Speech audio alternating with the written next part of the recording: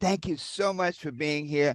I like to call this success talk, but it's really a prelude to doing two things to really capsulize or capsulate some of the impact that the 12 universal laws of success has had, and also to lay the foundation for this new book, this new book that we're doing, where we really want to hear from people who are doing it, who are out there in the field doing it, and who are actually helping other people be more successful by being an example. You know, when someone sees what you've accomplished and say, man, that guy had some challenging things happen to him, but yet he was able to do it, that inspires me.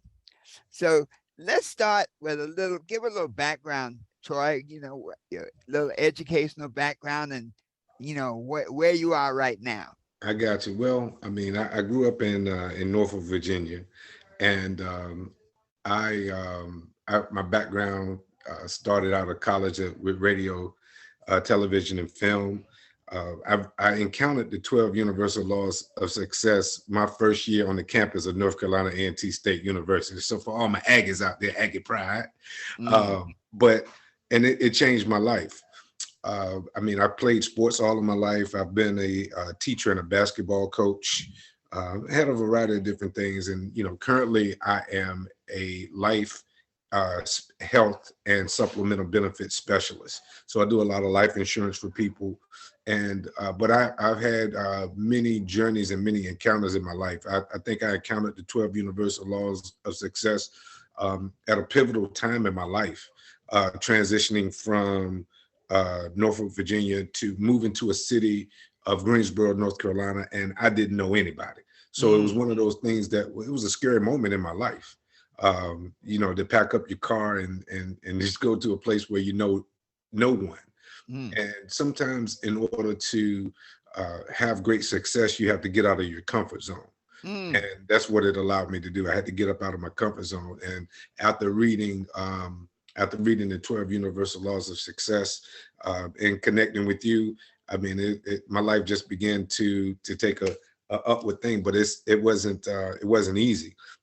One of the things that I pride myself on is moving back to North Carolina, coming to Charlotte, North Carolina, to develop a personal relationship with Jesus Christ. And so that was the biggest thing that I think that biggest accomplishment I think I've done in my life was taking that particular journey, man. But a lot of times when people think when you make that commitment to give your life to Christ, that everything is going to be smooth and easy. It seems like it gets even more challenging, because if your faith is not tested, then it can't be trusted. Ooh. Well, we've covered so much in that one statement. I mean, you've gone from college to on into 2 or 3 different careers. When you found the 12 Universal Laws of Success, in that period of transition, what was it about the book that made you sort of hang in there and really? Because I know you've read it 3 or 4 times, and 3 or 4 times, man, try 30 or 40 times. It's a great book, man. It's very inspiring. I mean, I've even shared it with a lot of people. I call it paying it forward. But the book itself, I mean, it's biblical in nature, and the concepts in it, you're teaching principle. And so principle you can't argue with principle. You can try. Like gravity is a principle. What goes up must come down. You think Superman can't really fly. But everything in the book is based upon principle and is universal laws. So it just makes sense, man. Faith, being able to speak things into existence, being able to be around the right people, having the right associations, all of those things are imperative. And a lot of times people, because I mean, coming from Norfolk, Virginia wasn't the best environment. And I knew in the condition that I was in, I couldn't change my environment. So I had to leave the environment to make myself better, so that I could come back and impact the environment in a positive light. Wow. Now, Troy, that's a powerful point, because many times people get stuck in an environment and it's just not compatible with their dreams. We often Mhm. have that vision of, we live you can spend so much time fighting the alligators of your environment that you don't drain the swamp. And so the other approach, if you don't want to fight the alligators and you're not in a position to drain the swamp, then you need to get out of there. Mhm. And I think that's something that many young people find that challenging. What was the thing that kind of gave you the courage to step out and go ahead and do it? Because a lot of young folks still staying home. And I think a lot of parents maybe, encourage it. But what was that thing that gave you the courage to go on and say, let me step out on my own? It's just eliminating fear, man. Mm, Fear, false expectations appearing real.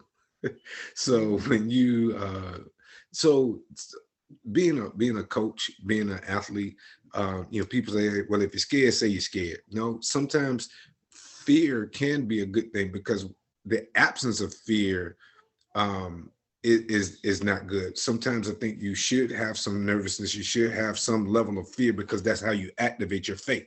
If you don't have fear, then how can you activate your courage? But I think mm. that it's operating and allowing fear to control you, control your actions, and just staying bound up into that.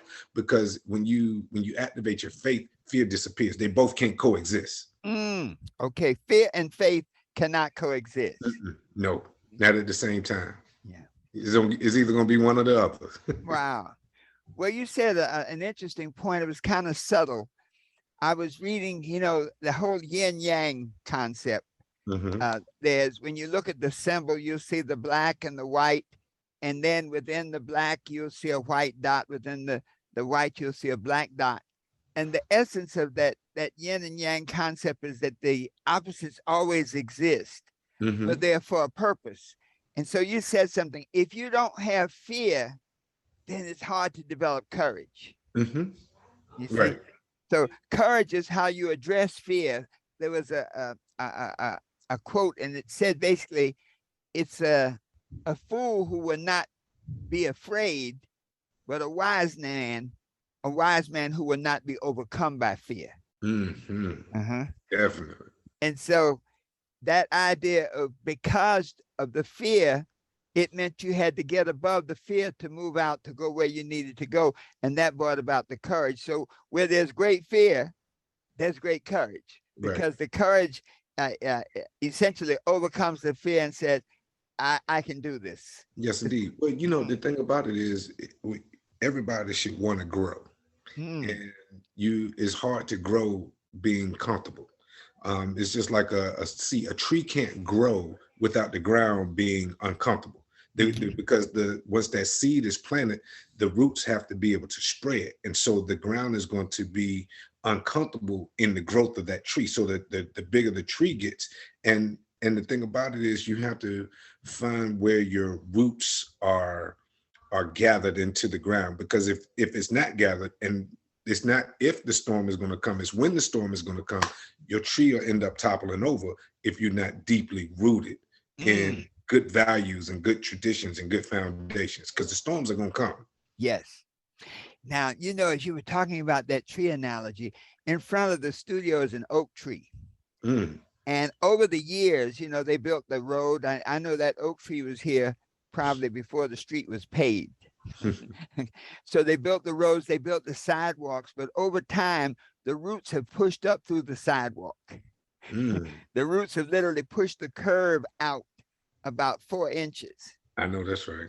And so that is saying something interesting. It's like the tree, the roots, the growth of the tree is pushing back against the opposition of the earth. And as a result, the tree grows up. Wow. Yeah. Yes, sir. Yeah. That's how it goes. And Yeah. and so as a human in our life, we should want to grow, because when we stop growing, that's when we stop going. That's it. And growing is necessary. Opposition is necessary to grow. Hmm. I think a part of the growth process is a dissatisfaction.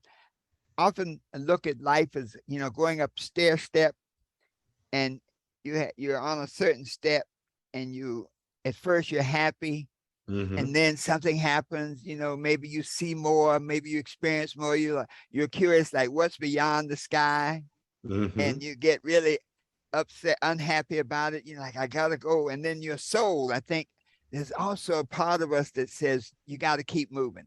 Right. When that spiritual nature says grow, grow. The nature of life is change and growth. And so then you go to the next step, and then it plateaus, and then you get that discontent again, and you keep on moving up. What step after step? Wow. Okay. Mhm. Yes, sir. That's it right there. That Now, is it right is there any particular overcome? Now, I know you also as a filmmaker. there.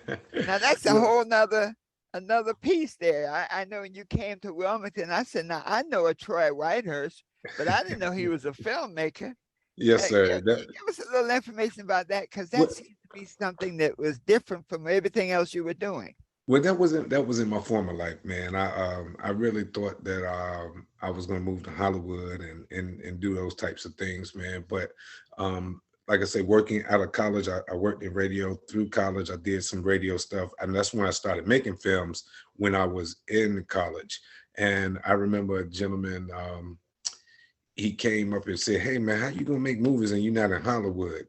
Your technology had changed, and it's Mm-hmm. definitely changed now because you can shoot a whole movie on an iPhone nowadays. Mm-hmm. But and he was like, the guy was like, "Well, so you like Spike Lee or like Steven Spielberg?" So he started calling me Spike Spielberg. So when I started working in radio, I just, guys say, "Hey, well, you take those lemons and you make lemonade." Uh-huh.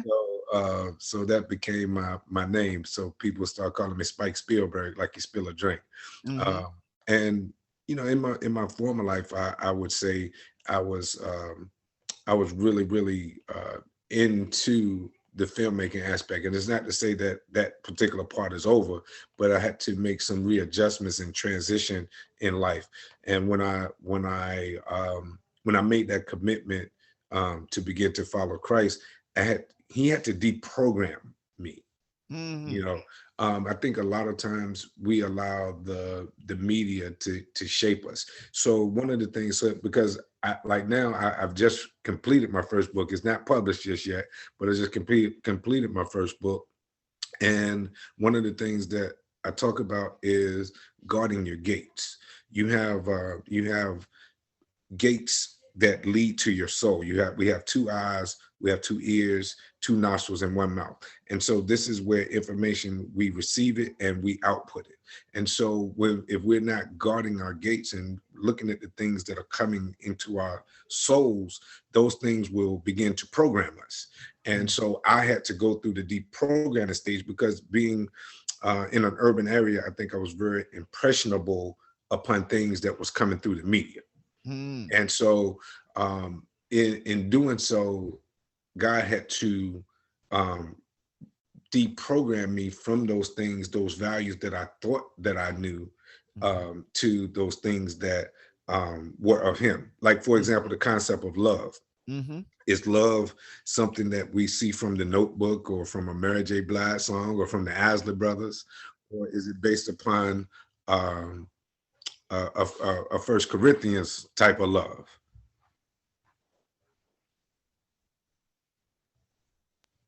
Yeah. Okay. Uh-huh. Yeah. So now, very often, what was it?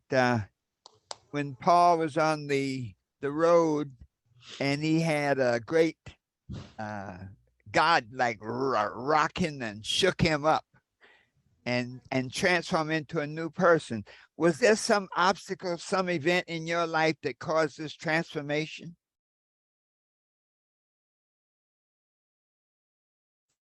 Oh, yeah, it froze a little bit. Okay. Yeah, you with me? Yeah, I'm here. Uh-huh. Okay, yeah, it froze up on me. Okay. Yeah, I saw that. Uh-huh. You're good now. Okay, yes, sir. Yes, sir. You were talking about Paul, and I guess his he getting shaken up, Yes. and I mean in anybody's life there's going to be obstacles. Uh-huh. there's going to be challenges that we face, but it's how we respond to those. I think one of the biggest challenges for me, and this is where the writing of the book came from, was overcoming the challenge of unexpected illness. I had been coaching in Charlotte, North Carolina for a number of years, and I left. I had a dream opportunity to go to Fort Myers, Florida, to coach basketball, and I started losing feeling on the left side of my body about 2 months of being down there. Mm. And it kind of really threw me for a loop. My family was still living here in Charlotte, so I ended up coming back home for a minute, coming to see my doctor. They ran a bunch of tests, and nobody could explain to me what was going on. It was just like an anomaly type of thing, but I knew that something was wrong inside my body. And so I got some rest. It kind of subsided a little bit. And then January of 2016, it started happening on the right side of my body. So now I'm worried. I'm starting to get a little nervous. I don't know what's going on. I felt like just like the screen just froze up for a minute. That's Uh-huh. what I was experiencing on the inside of my body. And so I ended up going to see a specialist in Winston-Salem in April of 2016, and she diagnosed me with multiple sclerosis. And Wow. and at that particular moment, I thought, because I heard nothing but negative things, bad things about those types of illnesses. So at that moment, I thought my life was over. I thought I was done with. It's like telling Black Panther he can't be Black Panther anymore. Mm. And so I started doing some research. I changed up my diet. I was fortunate enough to run into somebody who showed me how to eat for Mm. my blood type, and in changing my diet and utilizing some natural supplements, and then just praying God's word of healing over my body, because He said by His stripes I am healed. And so I believed that. So I had to activate my faith. Now, we talked about fear just a few minutes ago. Was I scared? Was I Yes. nervous? Yeah, because I thought my life was coming to an end. But in doing that, in about a year and a half of changing my diet and taking all of these measures and speaking His word of healing over my life, my symptoms reversed. Mm. And I was able to get back to a normal life, active. I get out at referee basketball games, but it was because I couldn't go back into the classroom. I couldn't get back on the sidelines. I had to find something else to do. And that's how I started working in insurance. So I took an experience that I had, and now I'm able to help other people so that as they may potentially experience these types of things, I can help to protect their lifestyle and their income because of those things. Wow. So often, man, when we have these physical challenges, Hmm. I worked with Montel Williams, and he was sharing a little of how MS sort of snuck up on him. Hmm. And the nutritional company that we've been working with for so many years, our main product, they've done a lot of research with that with MS. Hmm. I know it's helped Sandra. She has myasthenia gravis, which is kind Mm. of a related type debilitating condition. And she's been on the product now 12 years and has not Mm. had a single attack. And Wow. Montel's been on the product. It slowed his process down. Hmm. And so this idea of, and for our listeners, sometimes a physical experience. The one thing about health is it gets your attention. Hmm. Definitely that. Yeah, your health stops you in your track. There's an Arabian proverb, and it says, "He who has hope, he who has health has hope. He who Hmm. has hope has everything." Mm. And so I guess the opposite of that is if you don't have your health, Yes. hope is a interesting bird. Health is everything. And so many of our listeners, I'm so many times when listen to your body. I think that's a Hmm. part of what I get. If you go to the doctors waiting for them to tell you what's wrong, Hmm. they'll almost convince you that there's nothing wrong. They go Right. there, well, everything looks fine to me. Hmm. But trust your insides. I think that's the message I'm getting. Trust you knew something was wrong, Oh, yeah. and then you pushed it. And Definitely. that's key. And find the experts who can deal with it, because so many of the doctors now, I don't know if you've seen this, they seem so overwhelmed and overworked. They it's almost a fantasy to watch television and see how they do it in the ER, and they're listening like they're really paying attention. But I know in the real world, when I've gone into some of the hospitals, it's like, man, they aren't even looking at me when they talk to me. Right, right, right. Well, and the thing about it is, like you say, yeah, people are overworked, and I think that there's a purpose for Western medicine, but God designed and created our bodies for a specific reason, and so we have to be able to find those things to be able to help in those types of situations, because there are some natural things that we can do to help mitigate a lot of these things. Mm. So, but what it really showed me is that, what do you do when you have an unexpected situation in life? Sometimes unexpected situations could be the death of a loved one. It could be the loss of a job. It could be, sudden bankruptcy. So, what do people do when they face these unexpected situations? Do you just give up, or does it activate something deep inside of you to want to propel to do more? And Mm. that's where we have to be able to get to. So I spend a lot of my time, trying to educate people and help them get to a place where they can be more confident to face those challenges when they arise. Because it's not a if, it's a when. Mm. Mm. Yes. So now, as you work through that challenge, it seemed that you had a willingness to change. Hmm. They often say when people come out of prison, prison can be like the type of prison of Paul and Silas. It can be the prison of the mind. It can be Hmm. prison of drugs. But it was saying that when people come out of prison, they say, don't go back to the same playground with the same playthings and the same playmates. Hmm. And so, how did you handle that challenge? Like you were on one track on a whole lifestyle, and then you had this interruption. How did you refocus to pull yourself to where you are now? Well, the word of God tells us that, not for us to conform to this world, but be transformed by the renewing of our minds. And so I had to begin to renew my mind towards food and towards different things. So my mindset had to become, there's nothing that tastes as good as being healthy feels. Mm, And so, as much as I love to consume, like holidays are tough for me, like Fourth of July, Labor Day, Memorial Day.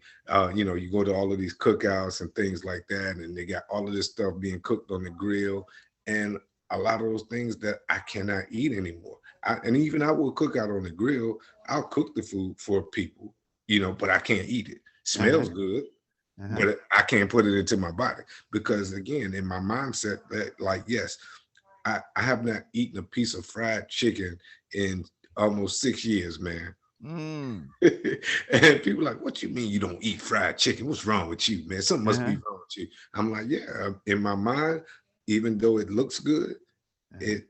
it's not. My mindset is, there is nothing that tastes as good as being healthy feels. When you get to a point where you can't get up out of the bed in the morning, you don't have enough energy to do the things that you love, that you're passionate about, that you care about doing. You want to make some changes, because Yes, either you're gonna stay the same, or you're gonna have to change.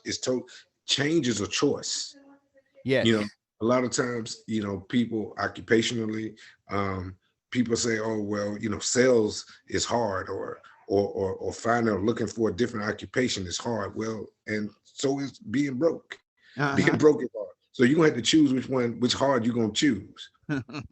Yes, yes. And so that transformation, I think you're dropping some real nuggets, because so many of us in our lives are confronted with something beyond our control at that Hmm. moment. And I don't like to even use that term, but something unexpected that we don't quite know how to handle at that moment. Hmm. Okay?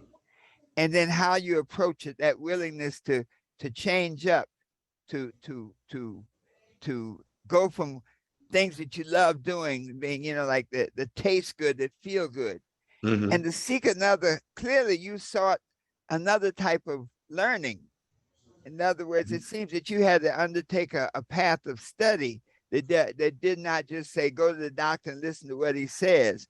What was that process? Well, I mean, for one, I don't like needles. So Uh-huh. when they told me, hey, you're gonna have to take a needle every Friday, I was like, no, it got to be a better way. Mm-hmm. It has to be another way. And so just searching and like I said, just researching. And I was fortunate enough to run into some people. I always say, man, God always looks out for us, man. He gives he gives some of his strongest soldiers the toughest battles to face. You Mm-hmm. know, you talk about I think we were talking about David and Goliath. Yes. So he gave one of his strongest soldiers a tough battle to face. But the thing was, he knew that, I mean, Goliath was bigger than him. He's young, he's small. Nobody thinks that he can defeat this giant. Well, sometimes those obstacles in our life are those things that are giants. So he had to come up with a systematic way to claim the victory. So he picked up 5 stones to, because he know he can't wrestle with this giant. He can't Uh-huh. go toe to toe and face to face with this giant. So he had to come up with a different strategy. So I'm not going to allow you to get close to me. But it just took one Uh-huh. stone upside his head, Uh-huh. and he dropped him. Mm-hmm. You Yes. know. So when life presents certain things, we have to be strategic about our approach towards the things that we're facing in life. And just like in a football game, let's say the game starts out and both teams are evenly matched, but then it begins to rain. Mm-hmm. So now, but it's raining on both teams. People are like, oh, well, if it wouldn't have rained and it wasn't muddy, oh, we would have won. No, that's not, it's raining on both teams. So both teams had to make an adjustment to an unexpected situation that was presented in their environment. Mm. Wow. Now that's really the essence of life, making those unexpected adjustments. We are, what's it? They say to roll with the punches. Don't get knocked out, man. Get knocked up. Lift up to a whole nother level of understanding. Yes, sir. So as I'm listening now, like knowing you over the years, this is a completely different person, you know? And so if I said, Troy, where you are now, what is your greatest victory? I think you've hinted at a little bit. What is your greatest victory? That victory that has given you the ability to slay the Goliath and claim the victory. What is the victory for you right now? Man, the victory is knowing that I can't do anything without God. Mm, I can't do nothing separate from the vine. I mean, that I think that was the biggest victory for me in knowing and understanding that, because sometimes we try to lean to our own understanding about things, hmm and but when we really, you know, trust God, with all our heart, all our minds, all our souls, lean not to our own understanding, and acknowledge Him in all our ways, mm, He's gonna direct our paths. mm. So just being able to be more humble in that aspect, to be able to acknowledge Him in all my ways, because I'm not perfect. None Yes. of us are. None of us are. And so I make mistakes. I make ton of mistakes. But knowing that I cannot do anything opposite from Him. So that's the greatest victory. And knowing that I'm on a team where He's never lost. Mm. He's never lost.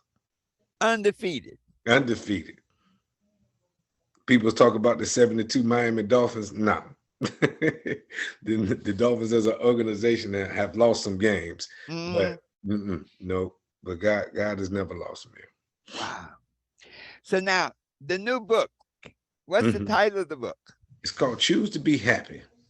Choose to be happy. Choose to be Wow. happy, because happiness, it is a choice, man. And there's a lot of things that we experience in life that can make us unhappy. I think that our happiness can be compromised in a lot of different situations, and I've had to rediscover a love and a passion, for myself and who Mm. I am, and I think that anybody in life has to find those things that's going to make them happy. You know, Mm, it might not be a job. It may not be a person, but the person that is responsible for your happiness is who you look at in the mirror each and every day. mm. And so you're saying you got to seek happiness. It's up to you. Wow. It is your choice. Uh-huh. Uh, I know a lot of times people can say that joy and happiness are synonyms, but there's a difference, man. Joy comes from the Lord, so that can never be taken.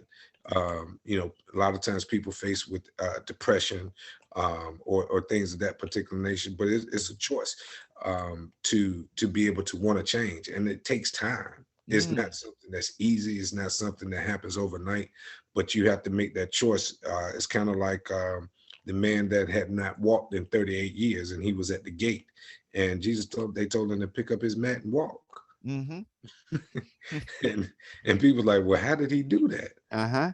Just believe, man. Those are the things, the impossibilities that God can do. A lot of times, one of the things that I talk about in the book is, you hear the cliche, well, life gives you lemons, what do? Make lemonade. That's what they say. But see, when we serve the God of the impossible, when life gives you lemons, you make orange juice. Mm, okay. Right. And that's because it might be impossible to get um orange juice from a lemon, but see, there's nothing that is impossible when it comes to God. Mm, wow. Because that scripture says, choose this day whom Mm, you will serve. yes, sir. Wow.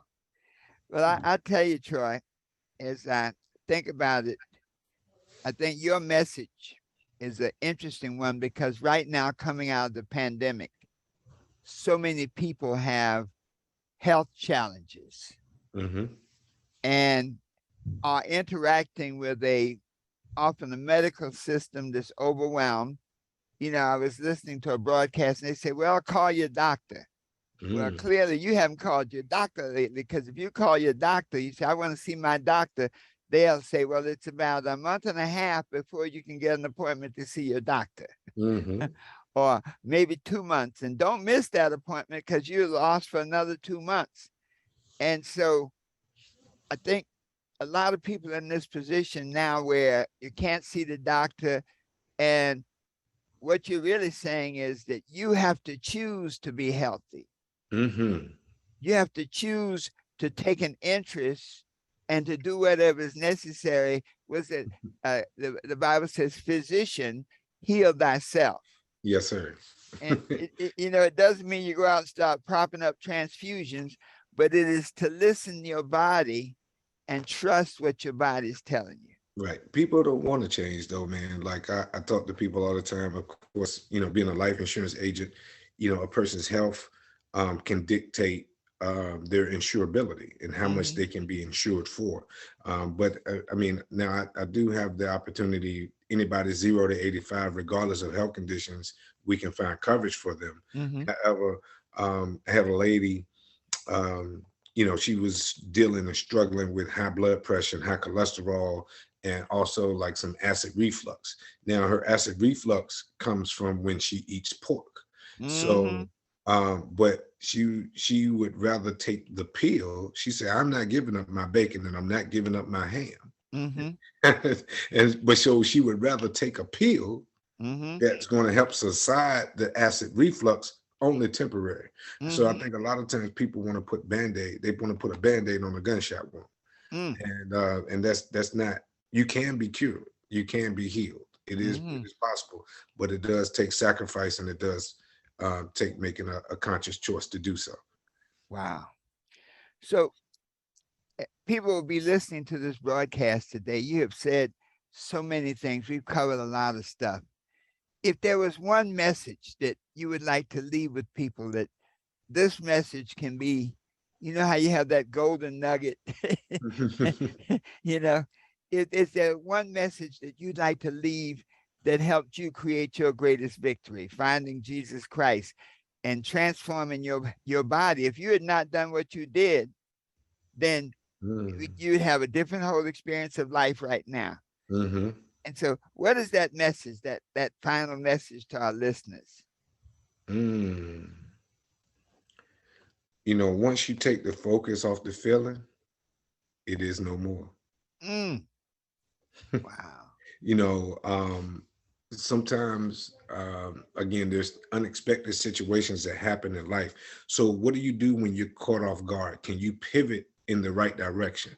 Being a basketball coach is something about when you're able to take the ball and you're able to pivot, whether you pivot, Mhm. reverse pivot. But when you're caught off guard in life, can you pivot in the right direction? Some people, when they have these unexpected situations, they may pivot towards drugs, they may pivot towards alcohol, they may, pivot towards, bad relationships. They can pivot towards in a different direction, but can you pivot towards the right things and where God is pointing you and leading you to? And so that's where we have to get to. So when life catches you off guard, can you pivot in the right direction? Mm. Which kind of takes us back to where we started, the 12 universal laws of success. Hmm. So Hmm. now, in this pivot process, how can you see this book being very helpful to others? Oh man. Man, this book has been so helpful to me in my life, man. Like I say, we've done it as a book study in my men's group. I meet with a group of men every Tuesday at 7 o'clock, and we talk about the different concepts that are in the book. We talk about the different concepts of things of life. But I mean, this book has definitely shaped me. I think honestly, man, in going back and looking at it, all of the chapters are great, Mhm. but the most powerful part of the book is before the chapters even start. Mm, that mhm, first that first introduction part, talking about where you fit in at life with the wanderers and the wanderers, and mhm, the players on the field and the spectators. And being an athlete, for me, I didn't want to be outside of the stadium just wandering around like I ain't got a mhm, clue of what's going on. I want to be on the field. I want to play. mhm, And if mhm. if I still could, I would. Yes, yes. But though that particular thing comes to an end. So but if you want to, um, and I think too, man, is part of letting the ego go, because when Mm, you have that ego, ego stands for edging God out. And so we have to learn to invite God in. And I feel like this book right here was definitely a godsend in the time when it came. And I just remember, like I said, I moved to Greensboro. This was the first book that I read while I was on the campus, and I got to the end. I read it in about a week, and I got to the end of the book, and it had the information in it. And I called the number. I said, well, I never met any author. I'd never met anybody that wrote a book in my life. And so, and I called and I left a voicemail, and you called me back, man. And I've been rocking with you ever since, wow. Well, Troy, I think tonight, man, I sure appreciate you. I think you've dropped some real jewels and will help a lot of people. I'm glad you've written your book, and I'm looking forward to sharing some of your message in our book because you have shared something that I hadn't thought about. You know, man. Hmm. that idea, the unexpected situation. It's kind of an intellectual thing. What will happen if? Okay, but when it actually happens and Hmm. how you handle it, things like that. A lot of people, it takes them out completely. They're out the game. Definitely, Yeah. definitely, And definitely. so for our listeners, I know that so many of us are facing those kind of challenges, man. So I didn't plan it. I certainly didn't expect it, but here it is, and I got to deal with it. Yes, indeed. And And which so, is which is why, like what I do with when it comes to life insurance. I specialize in life insurance that people can utilize while they're still alive. Uh, yes. and in what's called index universal life. But the person has to be healthy in order to get it. But how it really works is, if you have, like, I had a gentleman, he was a warehouse worker, he was making like 35,000 a year, and he ended up having a stroke. But he was able to advance 50,000 from this policy in order to focus on his health for a year. So he took more from the policy of what he would have made in a salary in a whole year. And Hmm. that is a powerful thing that people can do if they're willing to tap into it. Hmm. So I mean, if anybody is interested, they can always go to my website. It's troywhitehurst.com. It's still in the process of being built. to fit all of the things. But I want to get into helping coach people as well, but also to be able to help people and their families be protected in those unexpected types of situations. Well, Troy, it's interesting. After that health situation you had, I can see where insurance, I bet in that situation, there was that thought in your mind, how will I take care of my family? What will happen if I get sick, if I can't function? Hmm. Yeah. Hmm. And now I bet, and I wonder, maybe you can share, when you were facing with that during your illness, when you were like, those serious questions, how am I going to take care of my family? What am I going to do? That seemed like a natural step to lead you to that insurance piece. It did. I mean, it was working in insurance was definitely key to helping me, generate income, but then also being able to have the freedom and flexibility to focus on my health. You Hmm. know, I didn't say I chose insurance. Insurance chose me. I got you. But and like now I'm able to help people prior to them going through those experiences. The only thing I can do is educate people about it. I can't make anybody do anything, but people definitely need to have whole life insurance in place. There's purposes for term, but you need to have some whole life insurance because I can't say that, somebody's going to start a business and become a millionaire. I can't say that somebody's going to, have a successful athletic career. But I know that one thing's for sure and two things for certain. We all going to check up out of here at some point in time. And secondly, somebody going to have to pay for it. Hmm. Wow. Well, my friend, thank you so much. And those of you who are watching on Facebook today in the live broadcast, thank you so much for being there. I think you got some serious nuggets tonight to plan for the unexpected, okay? To be willing to make those changes. The second law of success says, be not conformed to this world, but be you transformed by the renewing of your mind, how to think a new thought about whatever it is you have to do to protect yourself, to uplift yourself, and to live a healthy, abundant life. So thank you so much, Troy. I'm going to close out the live broadcast right now. Those of you who are listening, please write some comments. If some of these things have really resonated with you, write some comments and share. Maybe there was a word here that said to you, you know what? I need to look at this insurance thing. You know what? I need to listen to my body more. You know what? I need to get a book that I can get into and read this book, because surely when we talk about David and Goliath, David had the 5 stones. That means, and the stones are the knowledge and the truths, the foundational truths. He had a slingshot and he knew how to use it. And that's the skill. In other words, you don't just walk out and pick up the sling. That wasn't his first slingshot, and it wasn't his first stone. But so in life, develop yourself. We often say, you follow your dreams, you follow your goals. When you pursue things, don't worry about the how. You just do your part. And so that idea of having the knowledge, having the skill set, and then finally having the courage to overcome the fear. Because when you look at Goliath, David could say, man, that guy's so big. Wow, I don't know if I'm going to take him out. Or he could look at him and say, that guy's so big, I can't miss. Mhm. All right, folks. Listen, those of you who want to hear, I want to tell about your success story, your victory, please go to our website, www.herbertharris.info. That's our link tree, and you can see there, just click on the book a call me, and we'll set up a scheduled appointment, and I will talk to you. I'll interview you myself and see how your story, your tale of victory can help others transform their lives.